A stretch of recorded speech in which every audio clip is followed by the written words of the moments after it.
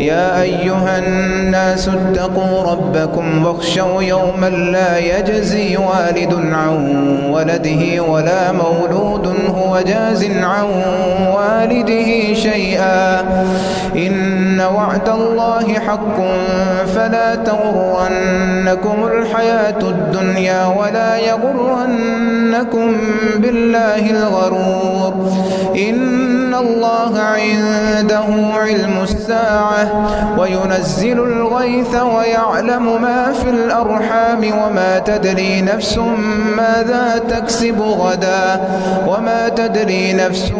بأي أرض تموت إن الله عليم خبير. بسم الله الرحمن الرحيم ألف لام ميم تنزيل الكتاب لا ريب فيه من رب العالمين أم يقولون افتراه بل هو الحق من ربك لتنذر قوما ما أتاهم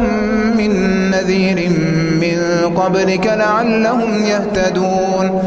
الله الذي خلق السماوات والأرض وما بينهما في 6 أيام ثم استوى على العرش ما لكم من دونه من ولي ولا شفيع أفلا تتذكرون يدبر الأمر من السماء إلى الأرض ثم يعرج إليه في يوم كان مقداره 1000 سنة مما تعدون ذلك عالم الغيب والشهادة العزيز الرحيم الذي أحسن كل شيء خلقه وبدأ خلق الإنسان من طين ثم جعل نسله من سلالة من ماء مهين ثم سواه ونفخ فيه من روحه وجعل لكم السمع والأبصار والأفئدة قليلا